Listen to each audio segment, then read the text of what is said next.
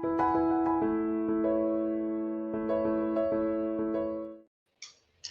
y'all, happy Baby Friday. This Yes, is yes. Betty with Compliant Healthcare Solutions. And today we are going to be talking about ways to help market yourself and what employers are looking for out there in our field. And I am very pleased to have my new friend and special guest, Mr. Bertram Lansiquot. And he is the owner of Renown Talent. So, to give you a little bit of background, and then I'll do a little, let Bertram tell you more about himself. He is known for his track record for helping people acquire healthcare information technology industry leading talent, finding these people. And he was the highest performing recruiter at the largest health information management staffing vendor in the United States.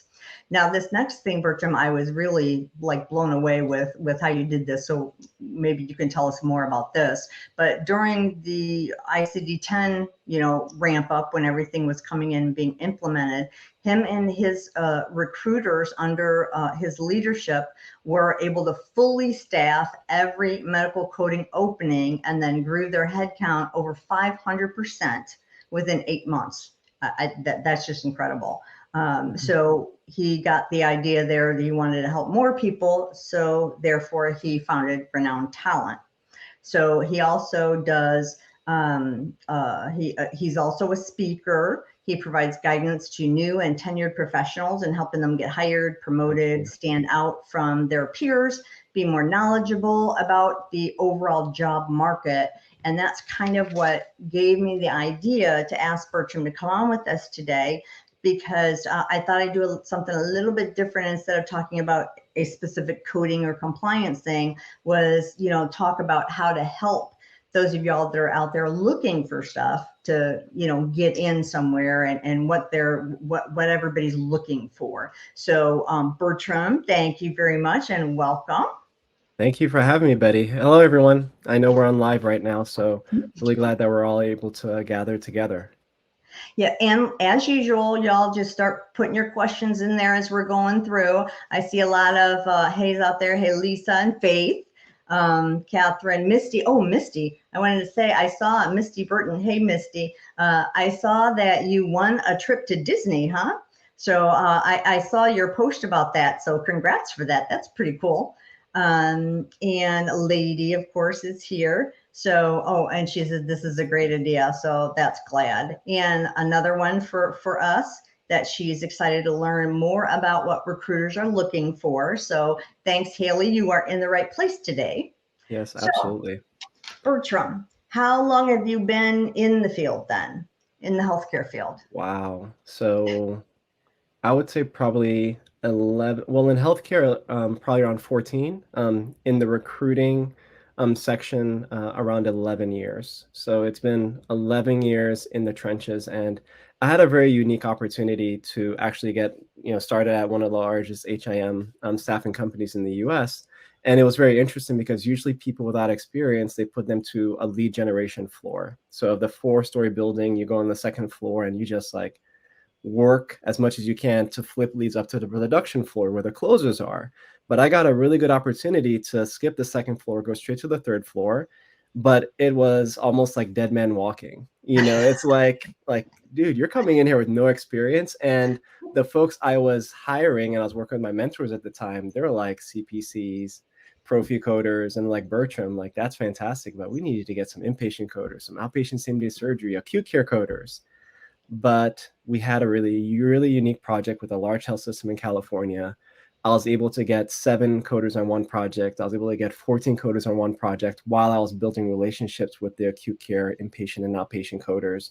And that first year, I doubled the amount of hires the highest performing recruiter had the year before. And that's just through social media, grit, putting it in, failing, embarrassing myself, and just putting yourself out there. Because for me, how I got started and involved in recruiting wasn't on purpose. Actually, it was actually really by accident. So I originally went to school for marketing, and then I graduated, and a year later we had the economic downturn, Great Recession, whatever, 2008. So I was unemployed for like 6 months.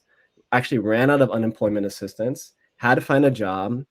I went from one job to another job. I worked for this ER, emergency room management company. They did it for HCA and a whole bunch of large health systems across the US. And I was like, you know what? I know I have great skills. I know I have a lot to give, but I do not know what job that would fit for. So here's a great tip for any of you, whether you're tenured or entry level. I analyze what everybody did to the T. Hey, how much money are you making? What skills do you need to do? Do you need certification? How long does it take? And I was really surprised with how many jobs are within a health system or within a company that you don't need, a ton of experience. And I knew working for a company would be awesome for me to do a lateral move. Hey, Bertram is in, let's say, the billing enrollment department, and he can easily just go to credentialing or another one of these departments. But I recognize that when we were in meetings, the enrollment and the credentialing folks weren't really a part of the conversation. Actually, it came to some point that we were so efficient, we actually got kicked out of the meeting. And Yeah, we don't need you. You're making them look bad, huh? so it came to a point that only, let's say, the recruiters, the account executives, and the VPs and those folks, were in those meetings. I'm like, I want to be in those meetings, but also I wanted to do something different. And recruiting, since I had such a hard time finding a job, became a passion of mine.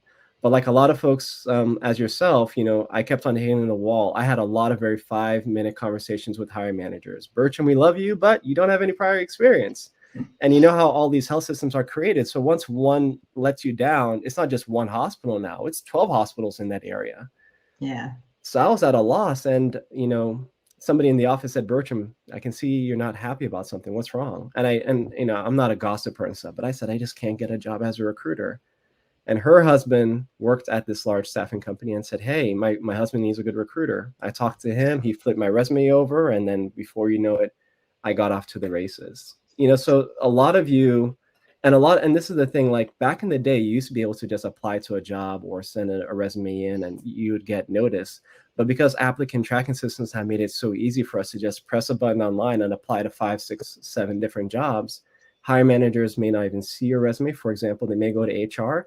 I love HR, but if they are in a type of internal recruitment, they're not just dealing with medical coders. They do not know what Profi and facility coding is. They don't even know what those credentials are. They're just going by keywords. And if the hiring manager says, I need at least this, they're just passing everything else. So working with somebody that has experience with knowing what they're looking for makes a big difference. And that's what Renown Talent is doing. We are partnering with hospitals to find talent. Right now, we're working with a facility and they need a rad tech. And every time I talk to their HR director, I'm like, hey, how many submittals do you have? And she's like, none. Like, I don't have even one person to deny it. And I'm like, well, let's help you. And we were able to find somebody exactly when they needed that person. Because a lot of these folks, they're doing assignments. So they'll be here, let's say, for 13 weeks, and then they need to go on to the next thing if it's not. And this gentleman that we found is actually going to be available right when their current rad tech goes on leave.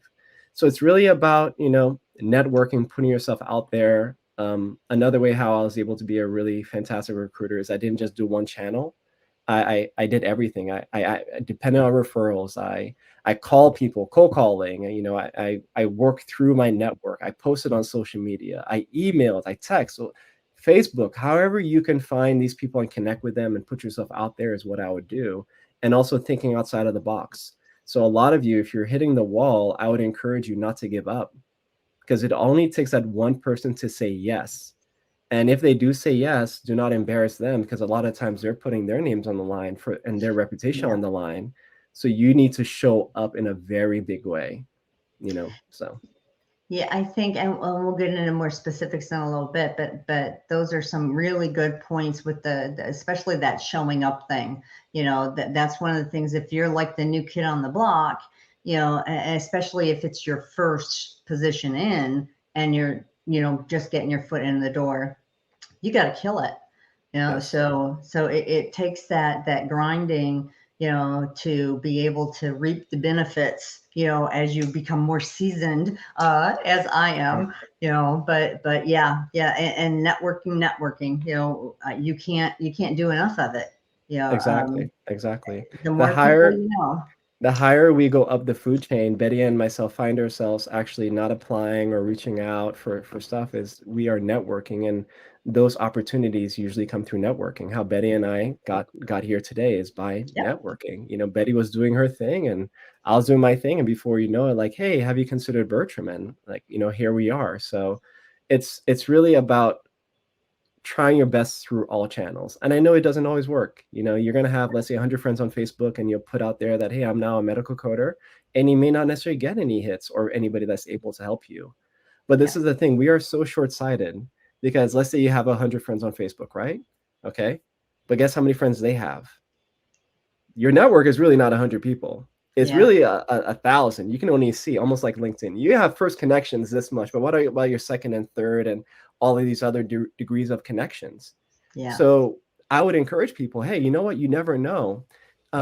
We did a speaking engagement with one of the APC chapters, and this person tried exactly what I said. She knew this person was a director or something at the hospital, and she just reached out to him. Hey, I've been in banking for 16 years. I want to get involved in coding. I have my coding certification. Can you help me? Same thing. He got that resume, sent it over to the HRM director. She got interviewed. She got the job. And it would have been the same thing like a lot of you. Oh, you need at least, this amount of experience. And she was like, Bertram, I cannot believe how easy it was. But it was hard because, if you're just applying online, a lot of times you're not getting any response, right? So Yep. yeah, it's definitely possible. Right. Now, the name of your company, Renown Talent, I thought that was very interesting. How did you come up with that name? Well, being renowned is just something that, as I look throughout my career, is something that I realize makes a difference. Do you remember when we went to high school or college or anything? Do you remember the person that sat behind you, or two seats behind you, or the person that was next to you? We usually don't remember these people, but who do you remember? I remember I was like, after college, I was just walking around, and this gentleman said, Bertram. I'm like, hey, how are you doing? He's like, Bertram, I remember you because your name is so unique. The teacher would always like try or struggle to emphasize saying your name. So that name resonated with me. It became renowned to them. And what is renowned? Renowned is essentially well known. And, you know, the principle comes down to this, okay? They're not just going to be us doing any position. There are tons of recruiters in HIM right now, right? But how do I stand out at being a renowned recruiter? Do I post often? Maybe I do speaking engagements. Maybe, I have my own company. Maybe I volunteer. Maybe I do other things. And once people see those things, they're like, wow, I'm not looking for a recruiter yet. I'm not looking for that coder yet, but I know that this person does fantastic work. And it almost comes down to that principle too. How you do one thing is how you do other things. Yeah. A lot of interviewers, old school, not recently, it's all digital, FaceTime and all this stuff, Teams or Zoom. A lot of interviews would actually go to somebody's car and have them drive them to the place that they would eat for lunch, having a lunch interview. And they're not even paying attention to what kind of car you drive, but just how do you keep your car? How do you drive? And I read some of the psychological reasons behind that, like if somebody's an aggressive driver and all of this stuff, but it just speaks as to how you do something is how people are going to represent you. And I wasn't just a fantastic recruiter. Before I was a recruiter, I was doing enrollment coordinating. Like I was on those doctors to get their enrollment paperwork on. Like I would call them, and as soon as they answered the phone, they'd say, Bertram, it's in the mail right now. Thank you for calling. And I'm like, like I appreciate it, but like you need to, like, when people see your name, it would be best if they could associate it with this person is tenacious and they do their job to the T. It's not that you're never going to make mistakes. I made a social media post about jobs we have open, and I accidentally misspelled outpatient coder. I've been in this business for 30, like almost 11 years. I know how to spell outpatient coder. I know what one is, but is a typo a direct correlation into how well I can recruit? Maybe, maybe not. You're going to have those mistakes, but your track record is going to speak for itself. Oh, well, yeah, maybe that was a typo, but they've maybe have done great work in the past. So just about putting yourself out there, not necessarily that you're competing, because I believe competition and competitors actually lose, but you're actually competing with yourself. You want to be the best self that you can be. When the whole thing happened with Will Smith and Chris Rock, what he was saying to himself is that I actually embarrassed myself because that's not the best representation of myself. We all got him to know Will Smith as who he was and all he's done. I know he doesn't, everybody's not a fan, but it's like, when he embarrassed himself, he realized, this is like, maybe Will Smith from Philly was good, but this was not Hollywood Will, Yeah. So. Good. Well, good. I had to ask you because I love that name. It just kind of sticks with you, which I'm sure is what you're looking for too. So that's Exactly. that's really interesting. So on to our topic. We're already getting lots of questions loaded in here, I think. What do you find? One of the things I found today when I was talking, I sit on a national advisory committee for a college that has HIM programs. And so Okay. we meet like once a year and discuss what are you seeing in the field and what kind of things should we have in the program and is this stuff outdated, like that kind of stuff. And overwhelmingly, one of the things that I heard and that I said too, from these other directors was that they are shocked and just very dismayed that a lot of their people that they are looking at when they come in, they're amazed at their lack of ability of skills in like Excel and in like Microsoft Word documents in Office. So I think that's a good thing to kind of think about and to personally, if you're looking, do you find that those things help? Like if somebody says, oh, I'm, proficient in Excel and in this, and I have, certificates or something, off the coding subject, or auditing or whatever subject and into those kind of outline things, that you have to be able to make a PowerPoint. You have to be able to make, you have to be able to write a report, like those kind of skills. It's interesting because I remember I had somebody in my pipeline and she passed her coding test, plenty of years of experience, but we were just having a hard time finding the right match for her. At the time, every system needed Epic. She didn't have Epic, and we couldn't find a facility that was willing to train her. I was finally able to nudge one of my coworkers and say, I need to find her a job. Let's just call her Sarah. I need to get Sarah a job. And they're like, okay, Bertram, can Sarah do Excel? And I'm like, she should be able to do Excel. I mean, she's been coding, all this stuff, right? I called Sarah, Bertram, I don't have Excel experience. And you know what she said? This is what she said. You know what, Bertram, if this is what's going to prevent me from getting the job, my work was actually offering that Excel training for free. That day, I just needed to stay after work for like 3, 4, whatever, a couple hours, right? And I am kicking myself. Like, it's funny because as easy as it is, and you guys, I mean, Betty, we're aging ourselves, right? We had to actually learn in the classroom, like with somebody and follow along. Or I remember when I took Computer 101, like I had like this thick book, but it was fantastic because it was picture by picture. Click on this, click on this. You can Mm-hmm. follow it along. You guys have YouTube. Look, you guys are on LinkedIn right now, a lot of you. Yeah. LinkedIn has a lot of free trainings on Excel, on Microsoft. You Yeah. can actually reach out to Microsoft, pay $12 a month, get Microsoft Office Suite, what actually companies use for $12 a month. It's going to be more beneficial than an Amazon Prime membership and Yeah. all that stuff. Nothing against Amazon. I love Amazon. I use Amazon all the time.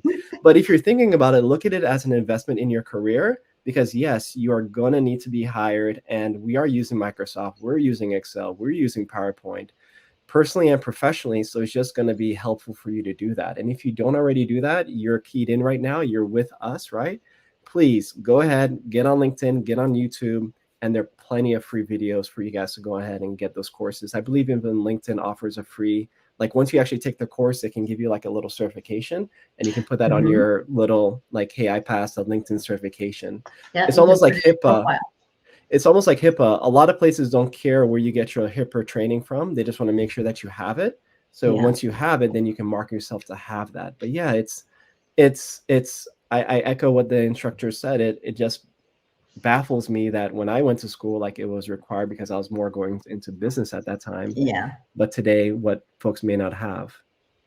Good. So yeah, soft skills, y'all. Make sure you're looking at those other things other than just the core thing you have to do, because Right. all of that plays in. And if you want to advance too, you're going to have to be able to write reports. So, your grammar and your structuring and all of that kind of stuff, just all starts to come in together. And those outside things that you took maybe in college or in high school or whatever, that you thought, well, when am I ever going to use this? And I don't, all those things will start creeping back in, and they're very useful. So, Also, another tip on that, if you're not really privy to spend the money, $12, whatever, the investment, a lot of our local libraries already have that on their computers. So whether you need to sign up for it or, there's one, they actually have like a whole studio. They have Adobe, they have Photoshop at my local library. You just need to like let them know when you're coming in, sign it out, and you can use it for however long you need. They actually have a private room for those folks as well.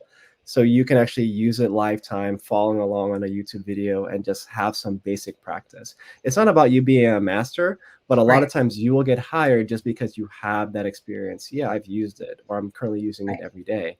Doesn't mean that you have to have like, I am a level one. No, just I've used it. Yep, I know what And to do. all the magic formulas and tilt tables and all that kind Yeah. of, yeah, yeah. Oh, good. Okay, let's go see what kind of questions we have here. We have Misty. She said, Mr. Bertram, what would your advice for new coders looking for that first job be? Thank you. Thank you. Great question. So the three things I would do is first, you want to make sure that you have your background set, meaning if you cannot find a job, but you can get, let's say, your training through one of the, AAPC or AHIMA, those are usually what a lot of employers are looking for, credentials through them. I know they do have a few other associations. Some of them are even bigger than the ones that I formerly mentioned. But however you can get that certification and whichever one works for you, but just know, unfortunately, a lot of them are looking for AHIMA or AAPC. Um, Try your best to get any level of experience. And this is where part two comes in. So you want to make sure that you have your basics down, whether that be going to a school, whatever you can do to have your basics and get some sort of certification apprenticeship, right? Once you have your apprenticeship, you want to be flexible. Ladies and gentlemen, the key word today is flexible. Okay. When I was hungry and trying my best to change my life, and I mean, I was in love with my wife as my girlfriend at that time, and we had big plans and we wanted to get married, and like I couldn't do that on a $30,000 and year job. If they told me, Bertram, we love you, but instead of that third floor, you need to go down to the production floor, I would have gone to the production floor and blown it up. A lot of folks today, they're not flexible in getting that experience and getting within the conversation. And that's what a lot of folks don't understand. Okay. Let's say you want to be a medical coder, you have all of your certifications, you even got like your CCS, fantastic, right? But you cannot get a coding job. You even being a fly on the wall as like the scan tech or the HM tech that just scans, don't even touch a record, you're probably going to get Epic experience or one of those systems. You're going to be within that health system. And guess what? We're all human. Coders get sick. People quit. People get recruited out of jobs. That's my job, right? Things happen. Facilities grow. They take over other facilities. There's always minutia. Company is a living organism. There are always things going on.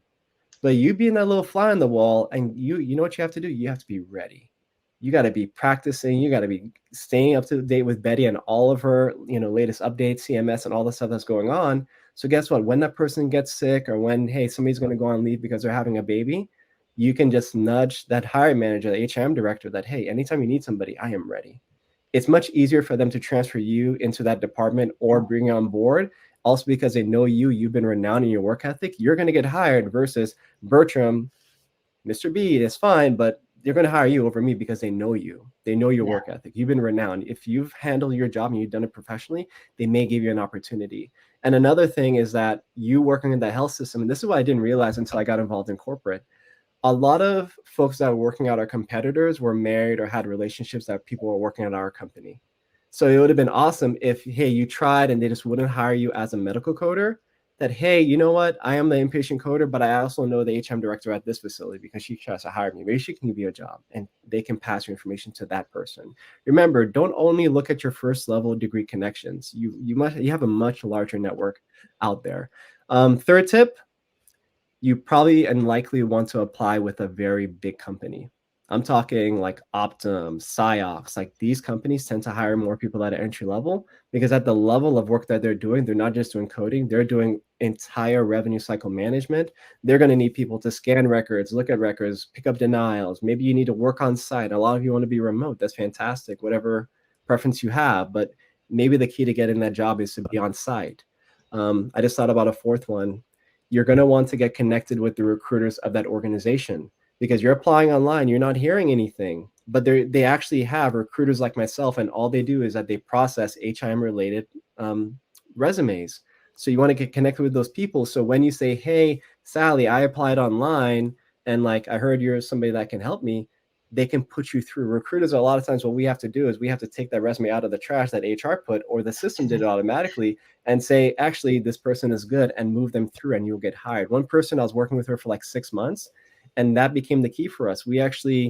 I knew the recruiter. I had her like her phone number, her email, everything. And she told me, gave me permission, if you find somebody that's good, feel free to share my information. The worst that they can do is say, we don't have any openings at that time. But as you're connected with them on LinkedIn, you're going to see when they have postings. Like LinkedIn is so powerful right now. Like Microsoft did a good thing investing in them. But those are the 4 or so strategies that I would go in terms of finding that job. That's great.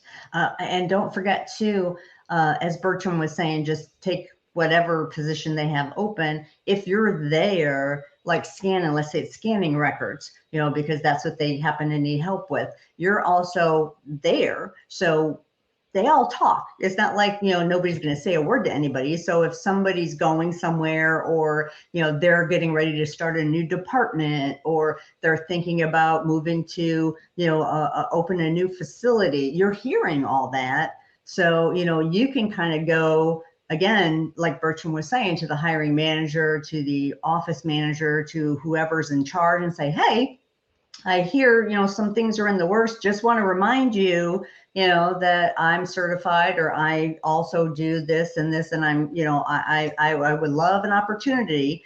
So you have to make sure that whatever position you take and get, once again, you show up, because if you're not putting it in there and you're going and asking them to move up, they're going to be thinking about what you've been doing.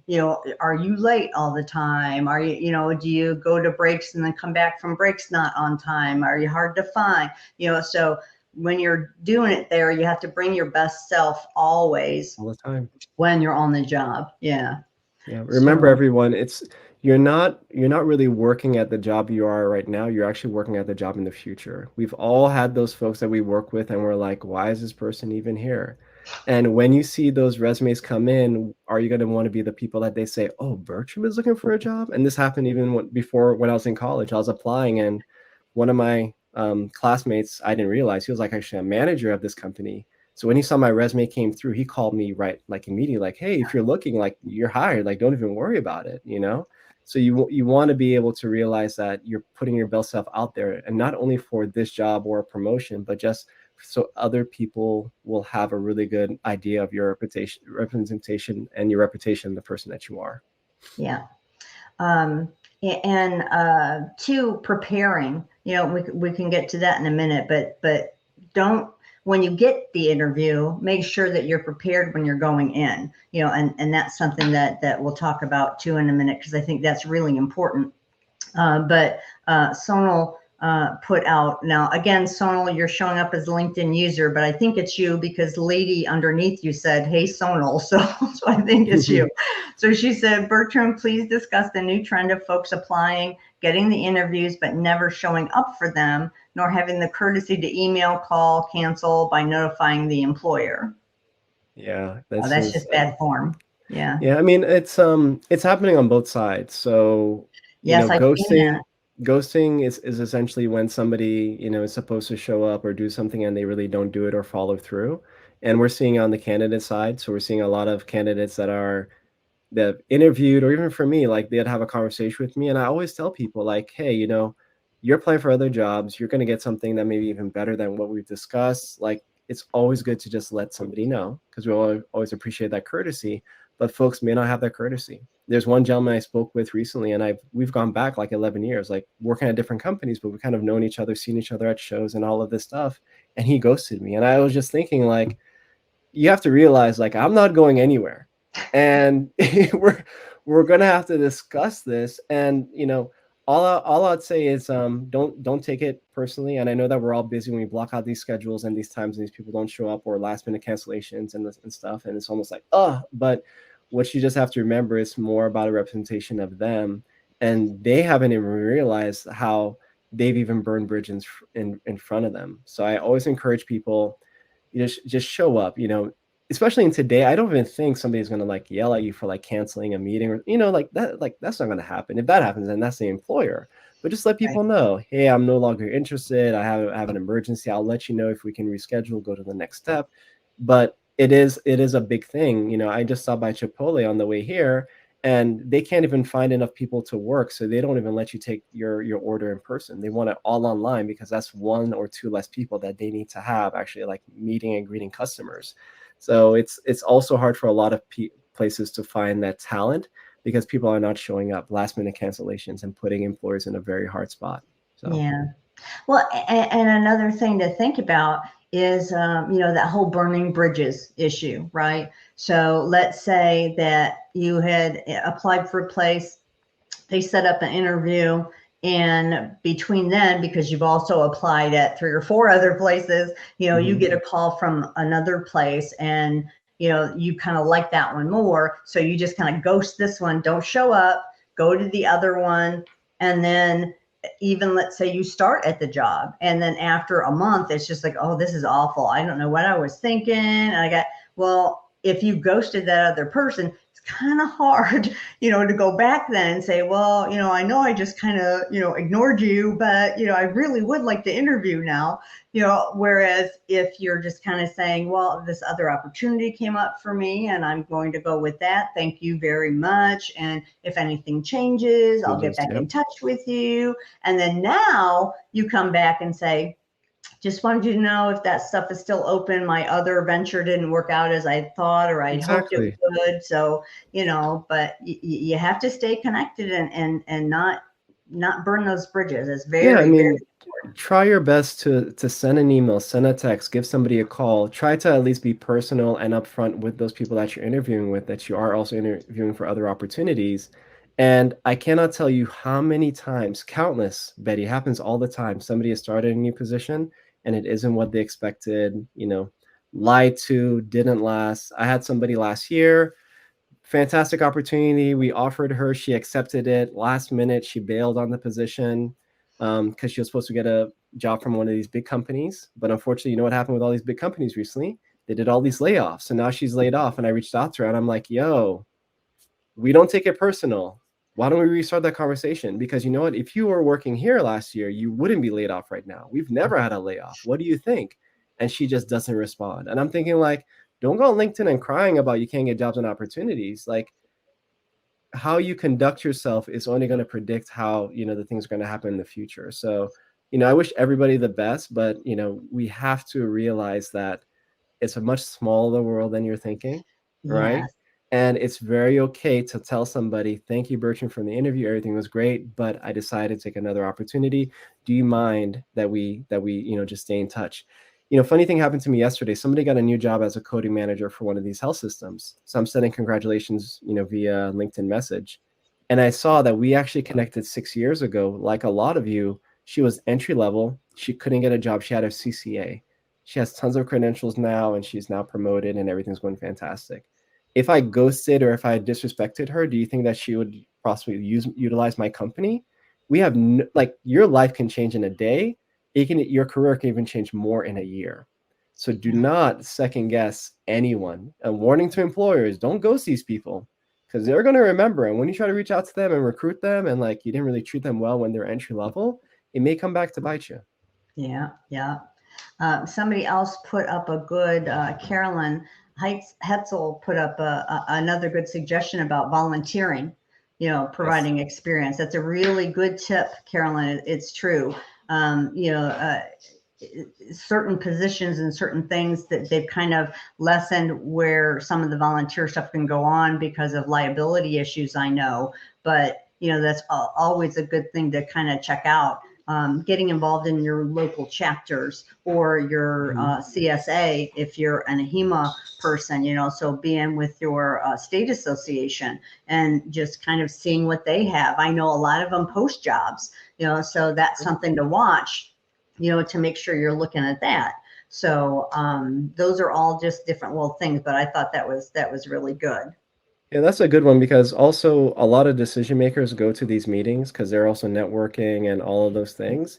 And I've known folks to actually volunteer. They were just like a lot of you. They didn't have a job, they didn't have experience, but they were just volunteering. They got to meet somebody and they got hired by one of these companies because that person that they met at that meeting actually doesn't really interact with a lot of people on LinkedIn and doesn't really spend a lot of time. But you can actually get their personal time and they're very bubbly in person and all of that stuff. So do not also how do I say undervalue the importance of volunteering and putting yourself out there and just trying something in person. Yeah. Okay, let's see. Sonia, I recently got my diploma in medical coding from Penn Foster, but my initial background is BTech, currently preparing for my CPC. So what are some tips for me after getting my CPC?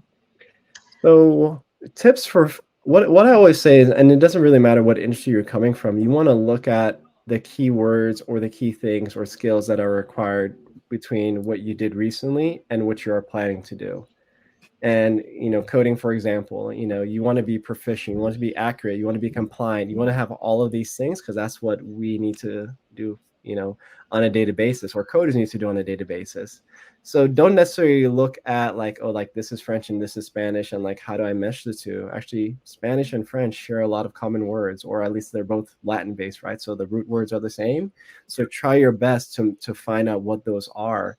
A lot of folks are using chat GP or GRP, however it's called, and they're putting the resume on there, and it's helping them to with their resume, or they're putting the job description on there, and they're trying to find the keywords, action words, verbs, and stuff, and trying to make sure that their resumes have those. So you just want to look at what's transferable. Also, you want to piggyback off your network as much as possible to see who may be an insider or who may have experience within your network.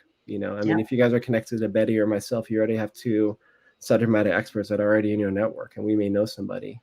So just, networking and knowing those people and making sure that you're reflecting what you have. Because that's the thing. All of us are thinking that we are entry level, but just because you're entry level or you haven't worked in that position yet doesn't mean you don't have some of the skills that are transferable to that, or you can get them. You also can get them as well. Yeah. And, on LinkedIn and Facebook and whatever else y'all might be on, find people that are what you want to grow up to be, is another suggestion I would have. And follow them, follow their page, follow what they're doing, because you can kind of see, like we, post a lot. So, you can see kind of where things are, what's out there, what's going on, and kind of follow in. I mentor a couple of people. That's also another thing that y'all might want to try, going to some of the associations. They like help find you a mentor, but if you have somebody in the field that you really admire, reach out to them and ask them. I've got, I think, 3 mentees right now, so I'm kind of overloaded at the moment, but it's something that, I kind of help people with, and giving them like different pieces of advice. And, I have conversations, I'll give them a phone call and we have some talks and things like that. So I think that's a good thing too, is to watch the people that, you're aspiring to be. Not that anybody wants to be me. I don't mean to sound puffy, but, I think that's like a really good thing to do. Connect with them, because then when they put something out, you'll get the little notifications that, oh, so-and-so liked this, or so-and-so, or when I see those things where there's jobs at and I can repost it, I always repost them. And they go out onto my page just to kind of help reshare those things. So there are many things that you might pick up that maybe you wouldn't otherwise see or be exposed to if you didn't follow or connect with those people. Absolutely. Absolutely. Yep. Now, somebody has a question about recruiters. Barbara asked if recruiters work for the agency. Oh, no, recruits. Do the recruits work for the agency, or do they become employees of the place you're putting them in? A very good question. So it can go either way. A lot of recruiters for vendors will actually recruit you to work for their company. Or for myself, at least at this time, we have a lot of permanent positions, meaning we are going to help you and we are more of an extension of that employer health system and helping them find great people. Because even though they may have recruiters, as I mentioned earlier, maybe they don't exactly know or they just have trouble finding them. So what you would do is while you're interviewing or connecting with the recruiter, you would just verify that, hey, if everything works out, am I going to be an employee, let's say W-2 of the vendor or your company, or is it this going to be directly with the health system? Or they may even have it temp to perm. Will you be with them, let's say, for 6 months? And if they like you, everything's fantastic. Um, if the only opportunity you have at the moment is through an agency, I would go ahead and take it. A lot of folks have done so well with that agency. The health system loves them and actually says that Betty is indispensable. We cannot deal without her, and they'll actually buy out your contract. Happens all of the time. Once again, those people were so renowned, and this is actually the very first person that I got hired on a job. Her name is Chris. She got working for this health system. Everything was going fantastic. She went to another place. It was fantastic. And she was like, it was only supposed to be like a 3-month job. She was there for 6 years, and then they bought out her contract. So that is possible, but it was beneficial for both ways because at the time, a lot of employers were not allowing people to work remotely. But as things kind of opened up, and they're open to paying taxes and stuff in other states, so they can hire in other states. So that became more possible for them. Yeah, but that you just have to verify that through the employer or the recruiter, whoever you're talking with. Great, great. So now, when you have somebody and you're trying to find a placement for them and they get interviews, now do they get an interview with the place you're trying to put them at? Do you set them up into kind of that chute to be interviewed? Yeah, usually I'll do a pre-screen to make sure from what the employer has told me that they match or they have all of those requirements. And then we will set them up usually directly with the hiring manager first go. And then Okay. from there, they will interview maybe with a few other people. With technology, and I think COVID was helpful to help teach us and force us to use video. So we're having a lot more video interviews. So you want to make sure that you're in a professional place, quiet place, no cats, no dogs, no kids, just like as professional as possible. That way it's not a poor representation of yourself, of somebody, whatever going on. I have 2 little kids, so, it happens. Yeah. And if let's say, for example, your kids are home, just let the employer know that, hey, I, try the best way we could, but the kids are home, they're sleeping. But if somebody wakes up, whatever, just, please have patience with me. And they usually won't ding you for that. And they'll probably say like, hey, I have kids and stuff as well. So, but just more along, yeah, we would help them to get hired, that go through the hiring manager, talk to the other people, and then get them a job and all of that stuff. And the nice thing about that is actually a service totally free for the candidate. The candidate never gets a bill from us, and all we would ask them to do is to just do a fantastic job, because if they do a good job, that employer will usually look to us in the future as we were able to help them find somebody that was fantastic. We're getting a lot of questions, Betty. Yes, I know. Now, when you get people in and you're trying to get them ready, so do you like help prep them when they're going to go sit for the interviews, or help them with their resumes or those kinds of things, or do they, are they prepping on their own and then, having you kind of just mediate? It really depends because everyone's different. I've worked with Okay. candidates and I can see from their resume that things were missing, or it wasn't the best representation of themselves. So either I myself, if it was just something small or if it was something a lot that they need to do, would ask them if they could update this. And then I always kind of go through my little prep with the candidate, because you never know. I Yeah. mean, you know, we've had horror stories of interviews. So I would even joke with candidates like, hey, just make sure you're not in a McDonald's drive-through line, because that happened with one of our not my company's candidates, but when I worked at the large HIM company vendor, like they had somebody interviewing going through the McDonald's line. And I mean, it was just a smack in the face to everybody, disrespectful to Yeah. the hiring manager for spending their time. Like, it was not the best opportune time. Like, just reschedule, you know? Yeah. Yeah. But yeah, yeah. Yeah. Usually, you want to try your best to prep before the interview. You want to know who you're talking to. You want to know at least a little bit about the company. I tend to shy away from giving advice about applying for everything, because then you're going to get into the conundrum of, who are you? Didn't I talk to you yesterday? Like, you don't want to sound that way, that you're just so spread thin that you don't really care about where you're coming from or where you're going. Yeah. Because if that's the case, then you're just going to go wherever the universe tells you. But you want to be specific and ready and professional and just appear as your best self.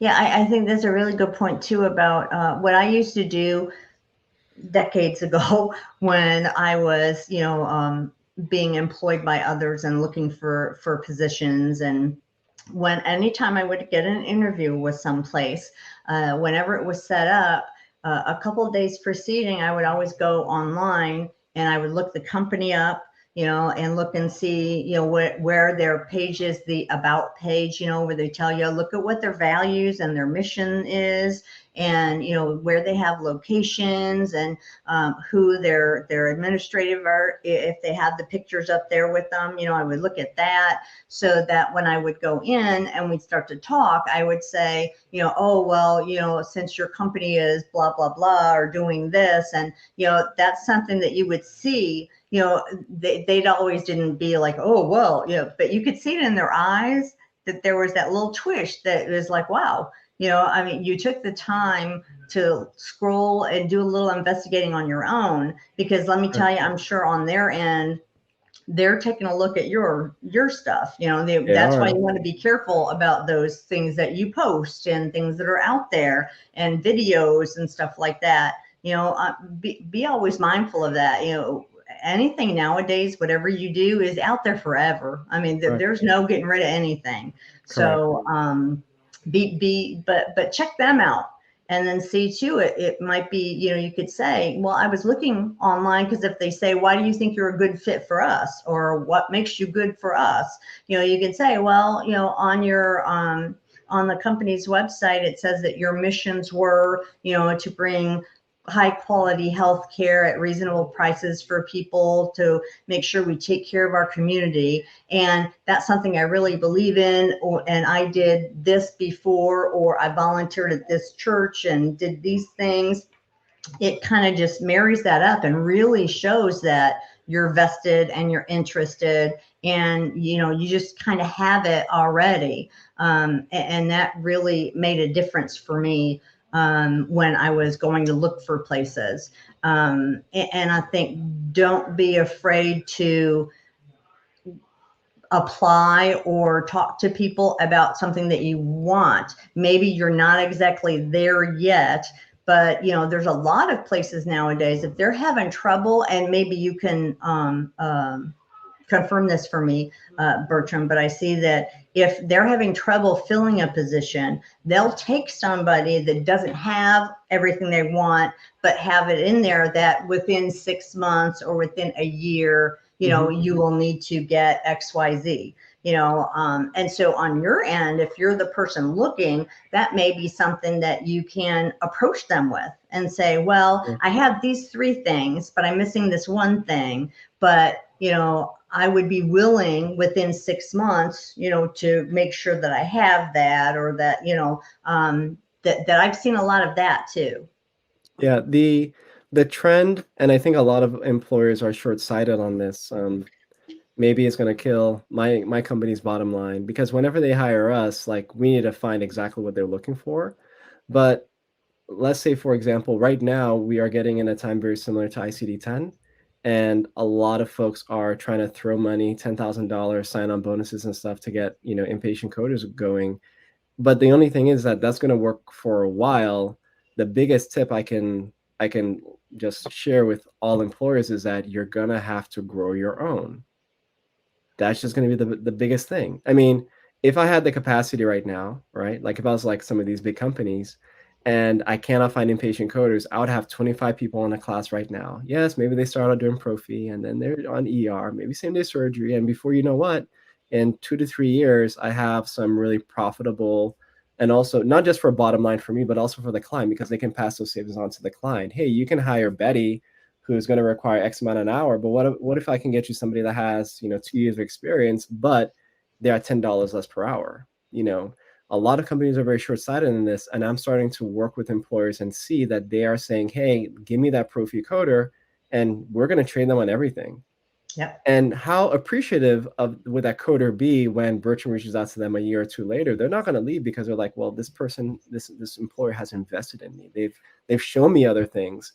And also, that's what's all about flexibility too. You're thinking it's only benefiting you, having the right employer on your resume, not just a big, Tesla and Facebook, but I'm saying, like, you have SciOx on your resume. Recruiters are looking at you because they're searching also for talent from those companies for what they do. So, growing your own and being able to be trainable and flexible. And yes, as you said, maybe you can get hired in this, but, like, hey, we have this person, especially if you're local, it's going to be an issue forever. Companies cannot always hire across state lines, and that's a really good opportunity for local talent that may not have that experience. You can train, you can come on site, you can, they don't really have to worry about a lot of other expenses or traveling people in. So Yeah, I have one client that is in California, and they actually have it in their contracts because it's a union place, and it's actually in their contracts where they cannot hire outside of the state of California, because so they said we have trouble a lot of times because we've got all kind of talent all over, but we can't take them, we can't hire them. exactly. So yeah, sometimes being the home team kind of helps out. Fantastic. I got a lady just is kind of confirming. She says the hospital she works for has a slogan that's defender of childhood. And as a mom of 3 kids, it resonates with her. And so she used that in her interview. So it just shows the employer that, you're taking interest and you're really want to be there and want that position. So I think that's a really good thing. One thing that I would, I really think that everybody should do research on a company. Never go on an interview not knowing the position you're going for, who you're talking to, and what their mission is, and all of that stuff. But what I used to do, I think I shot myself in the foot so many times, is I would over research. Like, I would go like too deep, almost like stalker stuff. And you don't want to do that. Like, you don't want to be like, hey, I know you graduated like UF, and I know about I know this, where and I you know you're live. involved in your church. Like, the person's like, yo, this is an interview. Like, I don't want to know you like that just yet. Like, you don't want to be like that much. But unfortunately, some of us can't do that. But you want to, like, lack of a better word, you want to be cool about it. Like, yes, I know what you guys do. I know what the position is, highly interested, but you want to listen. You don't want to like go like stalker stuff, like every day, every move you make, I'm watching you. Like, you want to be like, okay, like I know a good amount, because also what they're going to have on their website may be outdated, and all, and that may not necessarily apply to what you're doing. So on an interview, you also want to listen, because they're going to share with you what their pain points are. It can look like everything's like, rainbows and unicorns, everything is great, but they have some pains, and that's why you're hopefully going to be working there for them. Yeah. And another good tip too is make sure you're keeping up. If you're looking in the coding side of things, make sure you are keeping up with the coding changes. And that I've seen people that they said they've been kind of looking or wanting to change, and it's been like a couple of years, and they're looking to move out of one specialty into something else, but they've only been looking at that one specialty, and so they're kind of behind with all of the other things that were going on, and need that time. So make sure you're kind of keeping your eye on the big things that are happening in the industry, whether it be for coding or auditing or management or compliance, any of those things. Kind of make sure you're up to date with the things, and keep your education going. That's a very important thing. You want to, I think it's a good thing if you sit down with an employer and they're saying, well, we're looking for somebody who can do E&M, or who can do surgical coding for this and this. And you can say, well, I took this course, and I just took this course that does that, and I have the certificate from that. that when you take these things for education, and Sonal Patel of SP Collaborative and I did a broadcast a little bit ago about that education. It's not just about a CEU thing. It's about enriching what you can do, and it's investing in yourself. And that's something I think that can put you forward when you go to an employer or a possible employer and you're saying those things, that you've kept up with those things and you just took this class that is, the biggest thing that's coming out there right now. So you're once again being proactive, and that's something I think makes it more desirable too. If I can stand on my sandbox for a little bit, everyone. Yes. And I don't think my head is big enough, so let it get this big. Ladies and gentlemen, you have to be proactive as much as you can. Always have your resume ready. You've been working at that facility or that employer for a while. You are the top radiology coder in the nation. You're going to want to diversify and get other specialties, because what we can never realize is that just how these organizations change. Hey, they got bought out by somebody. They already have their own coding team. It gets outsourced to India. And then before you know it, and I've seen this happen too, people find themselves on the job market. They've been a coder for 20 years, but they never got certified. They never got any other multi-specialty experience. They just got their CUs just to check the box, not to learn the material, at least try their best to utilize it in their day-to-day practice. And now they're outdated. Now they're failing coding tests. And I had one person, she was like, Bertram, I have 20 years of experience. I shouldn't need a certification. And my whole thing was, well, if you have 20 years of experience, then the certification should be easy. Like, it's just a verification of what you already have, But that failure and denial and all of that can be scary. But if you're already working and you're working just to adding that stuff to yourself, like I know Betty, for example, she's not done getting her credentials. Like, if she can get more, she's going to get them. So if Betty's doing it, why wouldn't you do it? Right. Recruiting. Okay. Recruiting. Yes, we have some credentials, but nobody takes them serious. Right. So I don't necessarily get those, but what I try my best to do is to stay abreast as to what's going on. So please do not get comfortable. Okay. There's no such thing as job security. Yeah. And the only job security that you have is what you are creating today. What are you adding today? What are you learning today?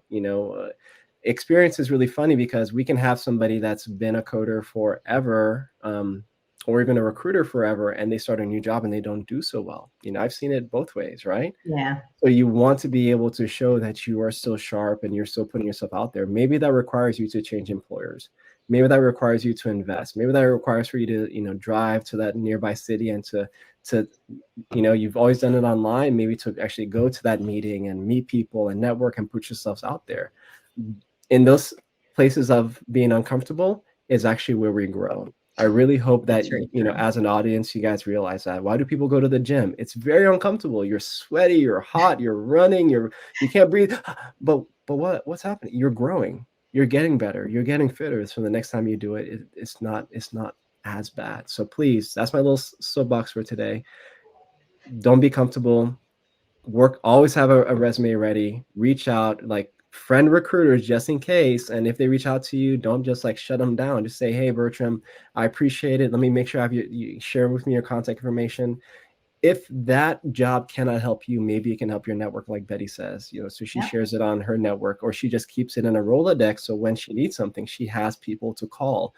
You want to have these people to call. There are a lot of people in the last year that denied recruiters connection requests. And now that they're looking, they probably are kicking themselves, like wishing, I don't remember who those people are. Yep. In LinkedIn, for example, you can put hashtags in your messages. So you can put hashtag recruiter, and then you can search your LinkedIn messages as to every time you mentioned hashtag recruiter, so you can find us.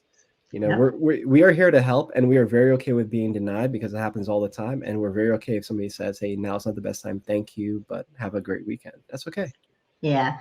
Always respond. Just take that time to say thank you, but no thank you. Because I do get a lot of that in my messages on LinkedIn, people, saying, hey, we do this and we can do that. And I always, will respond and say, thank you, but, I don't need those services right now, or my clients aren't looking for that, whatever it is.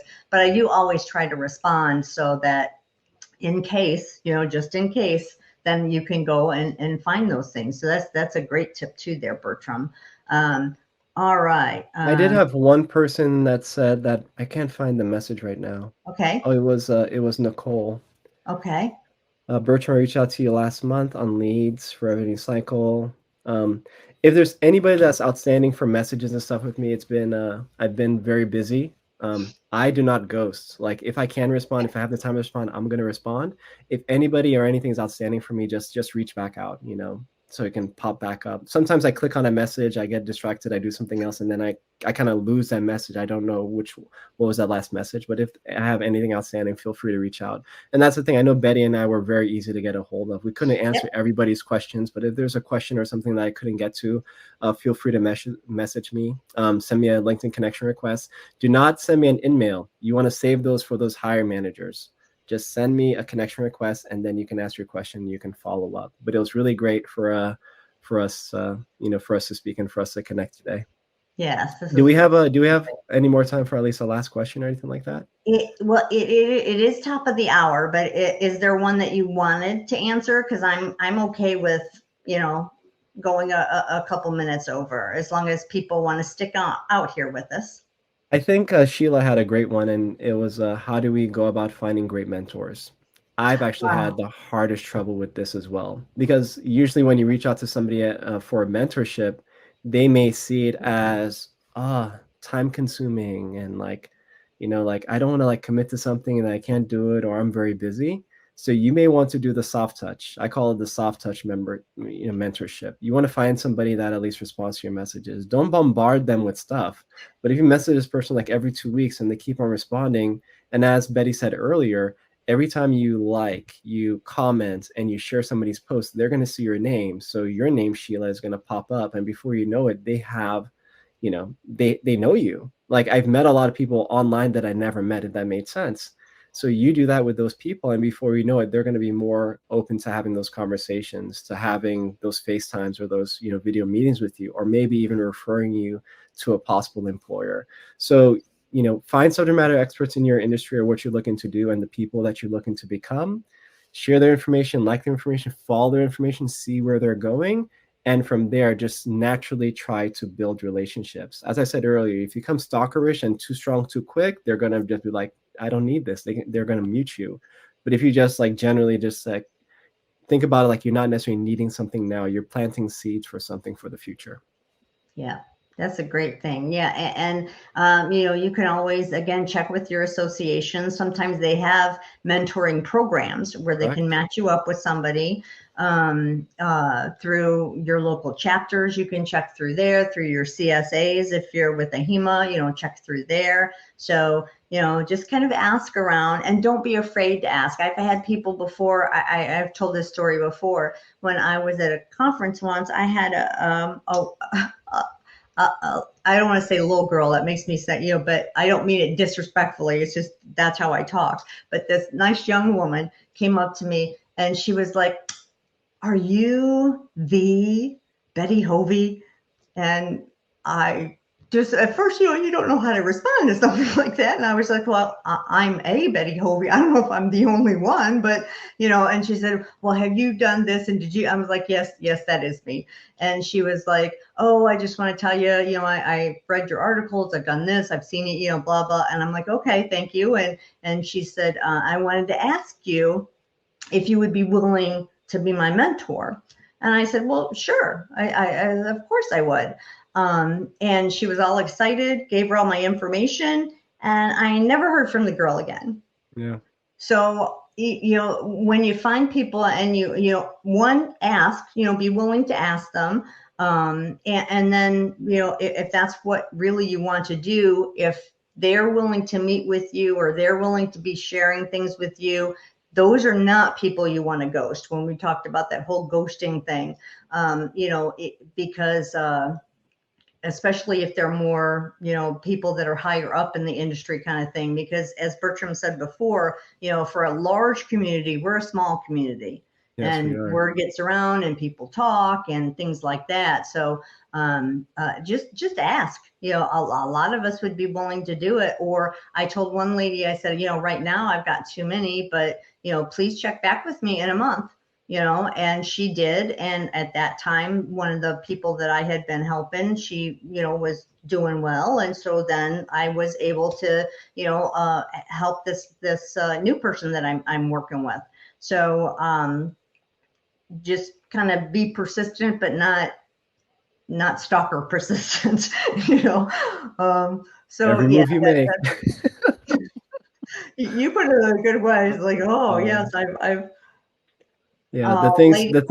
things that we've learned and we've shared with you today, guys, you have to remember, like, a lot of times when people want Betty's time, they really have to like pay for it, like, help us and all of this stuff. So, with Betty and everything that she's doing, and with this live session that we're able to have today, is truly priceless. Betty, didn't you mention that if somebody actually wanted to find a recording of this, that they can find it somewhere? Yes, if you follow me and you click to attend, for one, you'll be able to go back to it on LinkedIn, but also I have a YouTube channel. So if you go to CHCS Consulting on YouTube and look for me that way, but not with the full name, just the CHCS, you'll come up and you can subscribe to the channel there. And you can go back and look at all the healthcare happenings we've had. So you can go back to the very beginning when I started doing them. And I'm probably going to start putting like little short kind of things up there too that are not for this, but just other things in coding and billing and stuff like that. So thanks for pointing that out there, Bertram. I appreciate that. Yeah, no problem. And let me put on your banner here for Bertram, if you want to get hold of him. Here is his email. And here is where you can find his company. Yep. And you can also find him on LinkedIn. You can find him, I'm sure, on Facebook, right? Yes. Mm-hmm. Do you do any of that other stuff? I don't know how to. Oh, like Instagram and such. We we do have an Instagram, but I mean, if folks are looking to connect with me, I would recommend LinkedIn. We also have company pages. So Bertram as a person, I'm here always. We have Renown Talent. Renown Talent has its own Facebook. It has its own, what is it? It has its own LinkedIn as well. Mm-hmm. So I always tell people, like, hey, if I'm too much, you can still follow the company and stay up to date with everything that's going on. But yeah, it's just more about that. And the thing is like, secondary connections are very powerful on LinkedIn. So I know that I have, like, I believe around 15,000 or more connections. So we don't even have to talk, like, let's connect, because that's going to help you get connected with more subject matter experts and hiring managers. As I mentioned, a lot of CCAs years ago, now they're even the coding managers. So my challenge to all of you guys, like, hey, once you get to a stage of subject matter expertise, try your best to mentor somebody, try your best to help somebody. I don't see this catch-22 of people having a hard time getting their first job as a coder changing any soon. And it's really up to all of us to come together to figure out how we can do that.